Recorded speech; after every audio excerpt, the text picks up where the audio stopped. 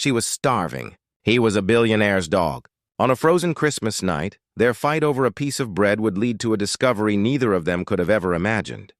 It sounds like a modern fairy tale, doesn't it? A story spun from desperation and serendipity, designed to capture our attention in a world saturated with fleeting content.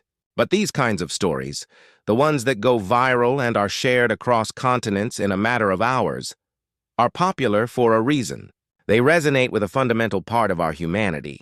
They force us to step back and ask a profound question. What is the accurate measure of a human life? Is it the accumulation of wealth, the symbols of success we project to the world? Or is it found in the quiet, often unseen moments of empathy in our hearts? This is the story of Elara and Arthur, a girl with nothing and a man who had everything, and the night that stripped away their illusions and changed their lives forever. Section 1. Act 1. The Setup Christmas Eve. For most, the words conjure images of crackling fireplaces, tables groaning under the weight of festive food, and the melodic laughter of loved ones. These are scenes painted on greeting cards and broadcast in holiday films, a universal shorthand for joy and belonging. But for Elara, an 18-year-old girl with eyes that held the weary wisdom of a lifetime of hardship, Christmas was just another word for cold. It was a day where the world's happiness served only to sharpen the edges of her own misery. The city glittered around her, a cruel and dazzling spectacle of joy she couldn't touch. Every window she passed was a painful diorama of warmth and family, a reminder of everything she'd lost and everything she would never have. Her breath plumed in the frigid air, each cloud a ghost of the warmth that was rapidly fading from her body. Hunger was no longer a simple discomfort. It had become a physical entity, a clawing beast inside her stomach that had been gnawing at her for 3 relentless days. The initial ache had long ago subsided, evolving into a dizzying, hollow weakness that made the sparkling city lights blur at the edges, smearing the festive colors into a meaningless haze. She clutched the thin, threadbare fabric of her jacket, a useless shield against a wind that felt like it was made of tiny shards of glass, slicing through the flimsy material to sting her skin. She remembered other Christmases, distant and dreamlike, fragments of a life that felt like it belonged to someone else. A memory surfaced, so vivid it was painful. Her mother, humming an off-key carol while hanging a single lopsided star on a small potted tree that sat on their kitchen table. The smell of cinnamon and baked apples, a scent so powerful it could almost make her feel safe again. But those memories were like old, faded photographs, their corners torn and their images blurred by time. They were relics of a forgotten existence. Her mother was gone, taken by an illness that had stolen her light and left Elara in the shadows. Her father, a man she barely remembered, had vanished even earlier, a phantom figure in her life's story. After that, her childhood became a blur of motion, a string of foster homes, each one just a different shade of loneliness. Some were crowded and chaotic, where she learned to be invisible. Others were cold and silent, where the quiet was more deafening than any shouting could be. Now, at 18, she had aged out of the system, officially an adult and officially irrevocably alone. The world had patted her on the head, wished her luck, and shown her the door. It felt like every door she tried to open was locked and bolted from the other side. She'd already tried the shelters earlier in the week, her voice small as she asked if there was a spare cot. The answer was always the same, a sympathetic but firm shake of the head. Full. The soup kitchens she knew, the ones that provided a single hot meal a day, were closed for the holiday. It seemed even charity took a day off. Christmas is when people pretend to care, she muttered to the wind, the bitter words stolen from her lips. It was a cynical thought, born from too many nights just like this one. A shield forged in the fires of disappointment, her aimless wandering. A desperate attempt to stay warm had led her to a part of the city she'd never seen before. Here, the houses weren't just houses. They were fortresses of wealth, sprawling mansions set far back from the street behind imposing iron gates. Each one was a silent, brightly lit testament to a world she couldn't even fathom, a parallel universe of comfort and security. One house in particular held her gaze, It wasn't a home. It was a statement. A modern palace of glass and stone, lit from within like a colossal lantern against the dark winter sky. Through a vast floor-to-ceiling window, she could see a Christmas tree plucked from a fairy tale, soaring 2 stories high and covered in what looked like authentic crystal ornaments that refracted the light into 1,000 tiny rainbows. The scene was breathtakingly beautiful but sterile, perfect but achingly empty. Her eyes, however, weren't drawn to the opulence. They were fixed on a small structure to the side of the main house. It was a dog house, but calling it that felt like an insult to all other dog houses. This was a miniature architectural echo of the mansion itself, complete with its own recessed lighting and a small heated lamp glowing over the entrance, melting the falling snow in a perfect circle. And just inside that heated entrance, protected from the elements, was a gleaming stainless steel bowl, and in that bowl, there was food. Meanwhile, inside the mansion, Arthur Vance was oblivious to the desperate observer outside his gates. To the world, Arthur was a titan, a name synonymous with ruthless success. He was a man who could move markets with a single phone call and lived in a house that was the envy of architects and the subject of magazine features. By every conventional metric, he had won the game of life, but his victory was hollow, and the prize was solitude. The house was crushed by the kind of silence that wealth can't fill, a profound emptiness that absorbed all sound. Christmas for Arthur wasn't a celebration. It was an anniversary of loss. It was on this night 5 years ago that he had lost his wife, Catherine. She had not just been the light in his life. She had been the life in his life, the heart of his home, the laughter that filled its rooms.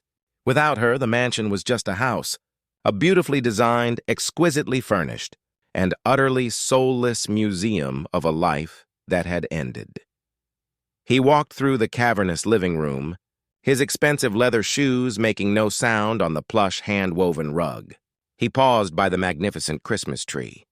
Catherine had always insisted on decorating it herself, her joyous laughter echoing as she'd inevitably get tangled in the lights. He remembered her perched precariously on a ladder, a smudge of glitter on her nose, ordering him to tell her if the angel on top was straight. Now a team of professionals did it in a few sterile hours. It was perfect. And it was all wrong.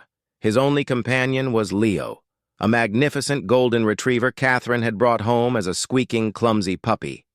Now old and graying around the muzzle, Leo was Arthur's last living link to her, a pampered prince fed a diet of organic, free-range chicken and steamed vegetables that cost more per week than most people's groceries.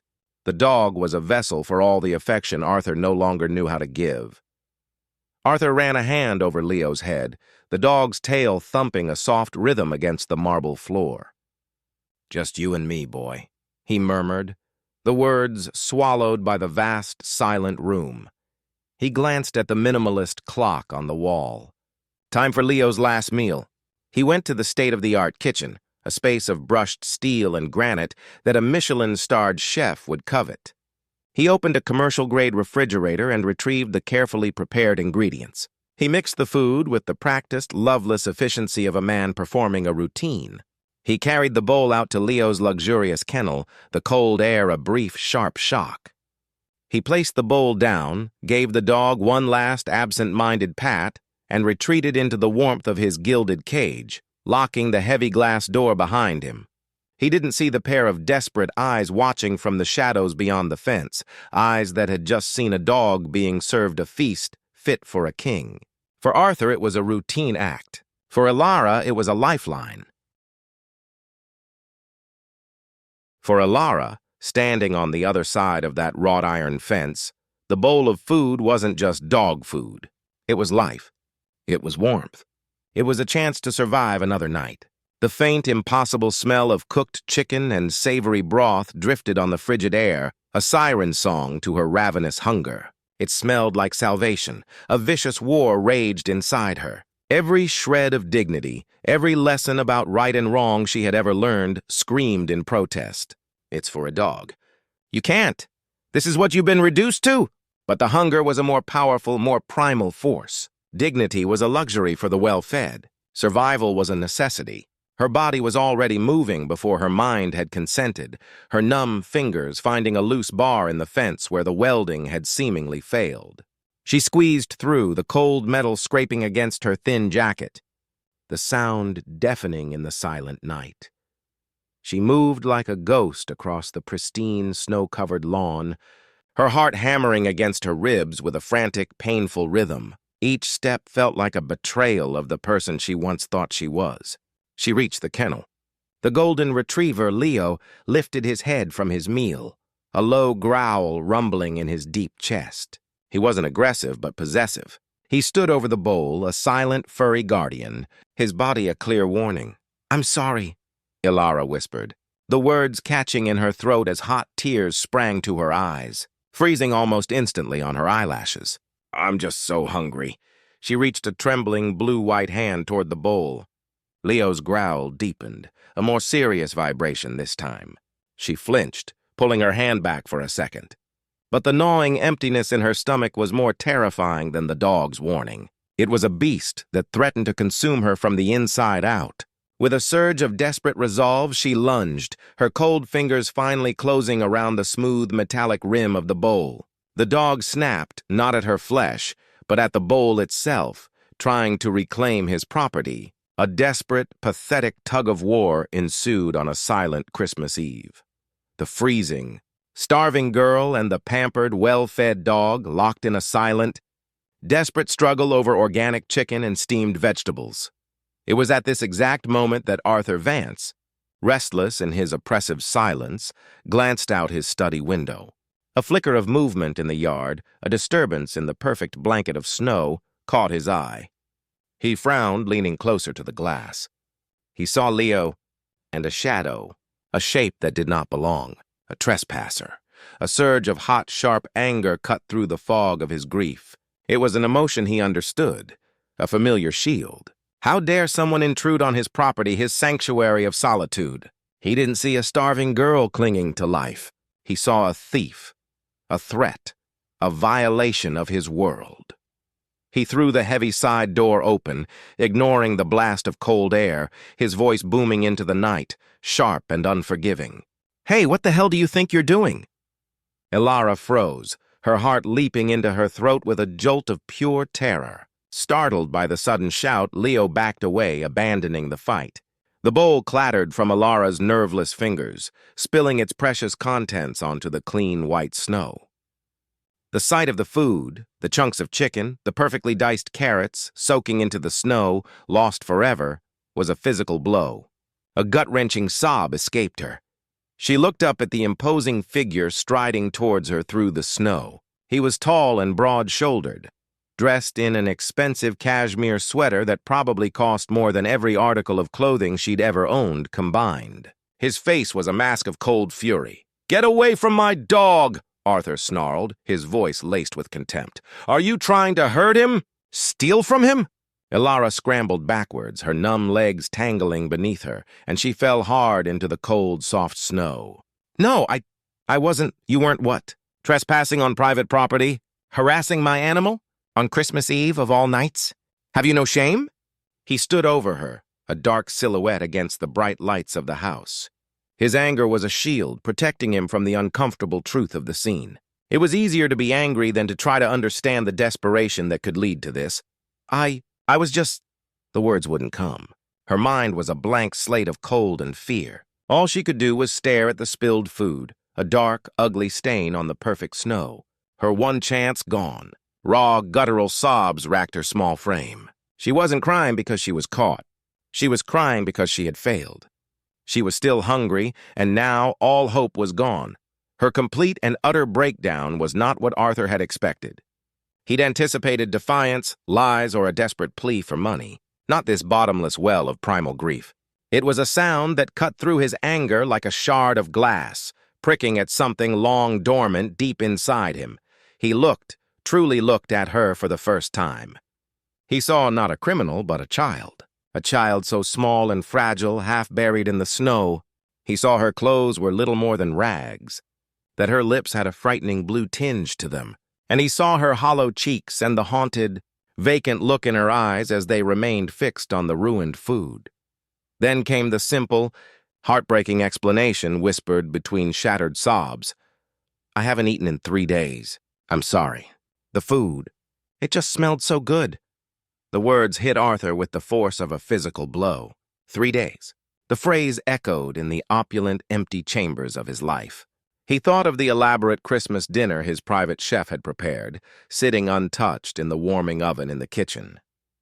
He thought of the food he threw away on a daily basis without a second thought. He thought of the nutrient-rich, scientifically balanced meal he had just given his dog, a meal this child was fighting for. The anger evaporated, replaced by a cold, sickening wave of shame that washed over him, making him feel dizzy. What had he become? A monster screaming at a starving child for trying to eat his dog's leftovers. His wife, Catherine's, face flashed in his mind, her kind eyes full of a disappointment so profound that it was like a physical rebuke. She would have been horrified. She would have been ashamed of him. "Get up," he said, his voice softer now, barely a whisper. He reached out a hand. Ilara flinched away from his touch, pressing herself deeper into the snow, a cornered animal expecting another blow. Arthur paused, his hand hanging in the cold air between them. The gesture felt foreign, clumsy. "I'm not going to hurt you," he said quietly, his voice thick with a strange new emotion. "Please get up!" "Come inside." Wary, exhausted, but with nowhere else to go, she took his hand. Her hand was as cold and lifeless as a block of ice in his own warm one. The contrast startled him to his core. He helped her to her feet, her body so light she felt like she might float away. He put a steadying arm around her thin shoulders, guiding the ghost-like girl towards the house, towards the light and the warmth, away from the darkness he had just contributed to. He led her into his vast, sterile kitchen and sat her on a stool at the enormous marble island. He was a man who commanded boardrooms and navigated complex international deals. Still, in this moment, he had no idea how to handle the fragile human being shivering in his home, so he did the only thing he could think of. He opened the Sub-Zero refrigerator and pulled out the Christmas dinner. Roast turkey, glazed ham, creamy mashed potatoes, stuffing, roasted vegetables. He piled a plate high, his hands, which could sign billion-dollar contracts without a tremor, trembling slightly. He heated it in the microwave, the whirring sound an intrusion into the room's heavy silence. He placed the plate in front of her, alongside a tall glass of milk. "Eat," he said softly. Ilara stared at the mountain of food as if it were a mirage, a cruel trick of her starving mind. She slowly picked up a fork, her movements stiff and unsure. She took a bite. The warmth spread through her, a shocking, glorious sensation that brought fresh tears to her eyes. She began to eat, fast and desperate at first, then more slowly as her body started to accept the nourishment, as if she expected it all to be taken away at any moment. Arthur watched her, a lump forming in his throat. In the harsh, bright light of his kitchen, he saw past the dirt and the rags to a level of suffering he had never allowed himself to imagine. While he'd been drowning in his own lonely, self-indulgent grief, real, tangible pain existed just outside his gates. As she ate, a glint of metal caught the light. He noticed something around her neck, a thin, tarnished silver chain holding a small, heart-shaped locket. It seemed strangely, achingly familiar. But the memory was a wisp of smoke, and he couldn't grasp it. He pushed the thought aside. First, she needed to be warm and safe. He would ask his questions later. For now, he just watched her eat, and with every bite she took, a thick layer of ice around his own heart seemed to melt away. The food worked its slow magic. Color returned to Ilara's pale cheeks, and the hunted, terrified look in her eyes began to soften, replaced by a profound exhaustion. When she finally put her fork down, the plate was clean. She looked up at Arthur, who had remained silent, watching her. As the immediate, desperate need for food subsided, her fear of him began to return.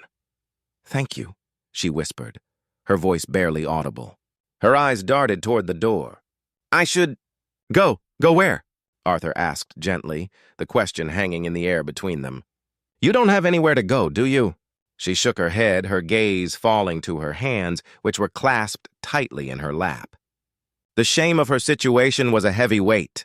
"You're not going anywhere," he said, his tone leaving no room for argument. It wasn't a command, but a promise. "Not tonight. It's Christmas. You're staying here." He showed her to a guest bathroom that was larger than any bedroom she'd ever had, a cavern of marble and glass. On the counter, he had placed a stack of fresh, fluffy towels, a soft sweatshirt, and sweatpants. They were Catherine's from a long time ago, kept in a chest at the foot of their bed. For a moment, he'd hesitated, but a powerful feeling washed over him. This was what she would have wanted. While she showered, Arthur paced in his study, unable to stand still. The image of the girl fighting his dog in the snow was seared into his mind, a brand of his own failure. This was a human problem, raw and messy and real, something he couldn't solve with money or delegate to an assistant. He thought again of the locket. It had tugged at a thread of memory, a ghost from a past he had deliberately and systematically buried for 2 decades. When Ilara emerged from the bathroom, she was transformed. Clean, with her dark hair curling damply around her face, and dressed in Catherine's soft, warm clothes, she no longer looked like a street urchin. She looked like a young woman who had been through a terrible ordeal. Her eyes, now clear of terror, were large and startlingly intelligent. "Better?" he asked, his voice softer than he'd intended. She nodded, clutching the oversized sleeves of the sweatshirt. "Thank you. You didn't have to do this." "Yes," Arthur said, his voice thick with a nascent, overwhelming emotion. "I did." He gestured to a deep leather armchair near the roaring fireplace. "Please, sit, talk to me." She sat hesitantly on the edge of the cushion. Leo, who had come inside, patted over to her, seemingly sensing her fragility. He rested his heavy head on her knee. After a moment's hesitation, she tentatively stroked his soft fur. "What's your name?" Arthur asked, sitting in the chair opposite her.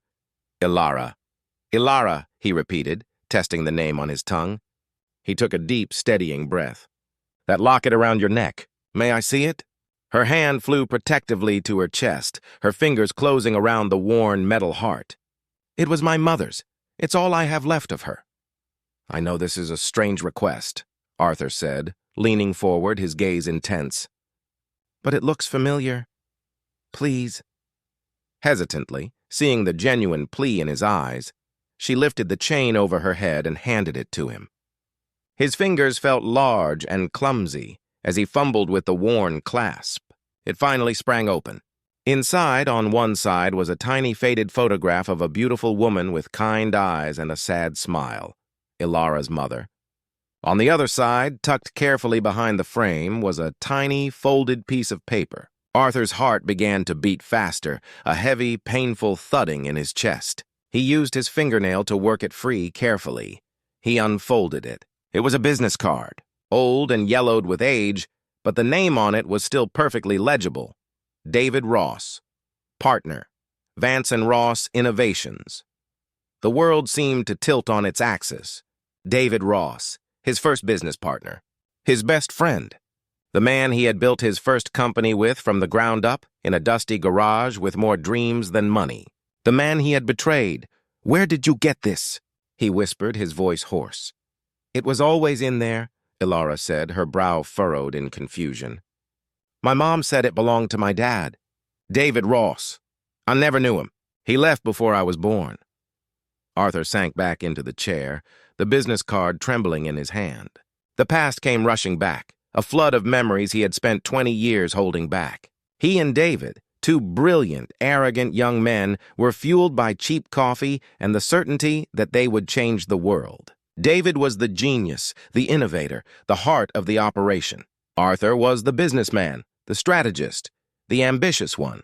They were on the verge of a breakthrough, a piece of technology that was years ahead of its time, when a larger corporation made a massive buyout offer. Arthur saw the money, the power, the validation. David saw a betrayal of their vision, of everything they had worked for. They had a terrible, friendship-shattering fight. In the end, driven by greed, Arthur used a legal loophole in their partnership agreement and pushed the deal through without David's consent. He sold them out. David, heartbroken and disillusioned, walked away with nothing but a broken spirit. Arthur became phenomenally wealthy, and he had lost his soul in the process. He'd always been too ashamed, too cowardly, ever to look for David, to face the man he had wronged. He never knew he had a daughter. "Your father," Arthur began, his voice cracking with the weight of 2 decades of guilt. "Your father and I, we were partners. We were best friends." He looked at Alara, truly looked, and saw it all so clearly. He saw David's determined jawline, his intense, brilliant eyes. But they were softened by her mother's kindness. She was the living legacy of the man he had so profoundly wronged. "What happened?" Alara asked softly, sensing the deep well of pain in him. So the story poured out of him. The whole sordid tale of ambition, greed, and betrayal. He didn't spare himself, painting a portrait of a young man so hungry for success that he was willing to destroy the most important friendship in his life to get it. He spoke of the deep, buried guilt that had festered for 20 years, poisoning every success, hollowing out his life until only wealth remained. Tears streamed down the billionaire's face, not of self-pity, but of pure, undiluted regret. For David, for the friendship he had destroyed, and for the daughter of that friend, who had ended up starving on his doorstep. The cosmic, cruel irony of it was almost unbearable. "I am so sorry, Alara," he choked out. The words ripped from his soul. "I failed him. And in doing so, I failed you. Your father was the best man I ever knew. And I threw it all away for money."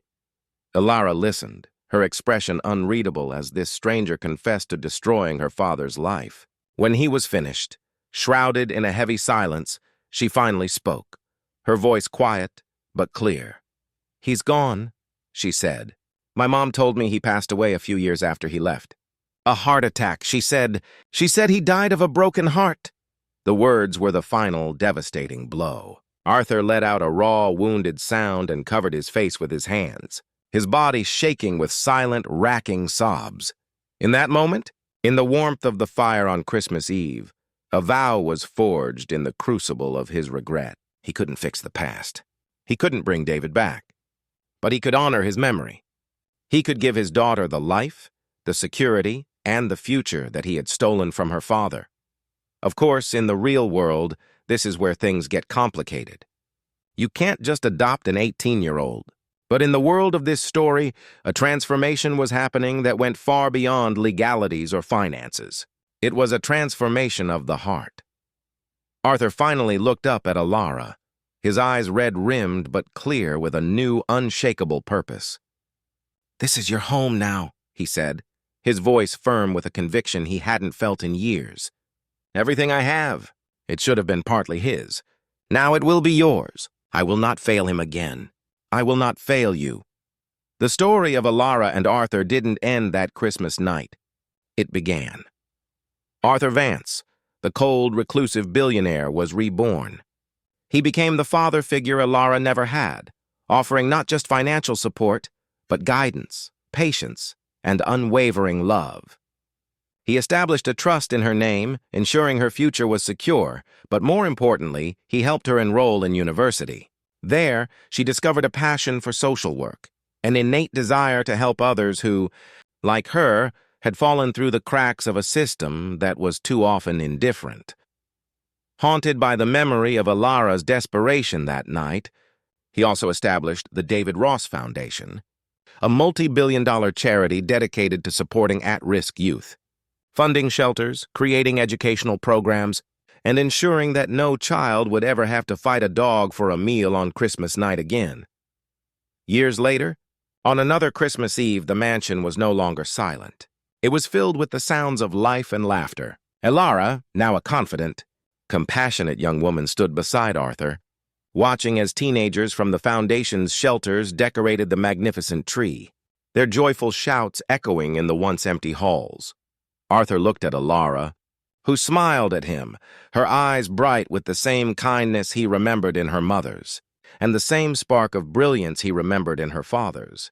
He had spent half his life accumulating wealth, a lonely king on a mountain of gold, only to discover it was worthless. It was only when he started giving it away, when he opened his home and his heart to the daughter of the friend he had betrayed, that he finally found what he had been searching for all along: a family, redemption, a reason. If this story moved you, please consider liking this video and subscribing to our channel. Please share it with someone who might appreciate a reminder that a single act of kindness, even one born from shame, can change a life forever. The story of Alara and Arthur, though a fictional fable, holds a timeless and urgent truth. It reminds us that behind every face, there is a story, often one of pain and struggle we cannot see. It teaches us that empathy is the most valuable currency we possess, more precious than any stock portfolio or bank account. It challenges us to look beyond our own walls of comfort and grief, to see the struggles of others truly, and to ask ourselves what we are willing to do to make a difference. Ultimately, it is not our wealth that defines us, but the compassion we show to one another. At Hidden Struggles, we go deeper, where emotion meets evidence and drama reveals the system. If this story made you pause, reflect, or feel something, don't forget to subscribe. There's more to come.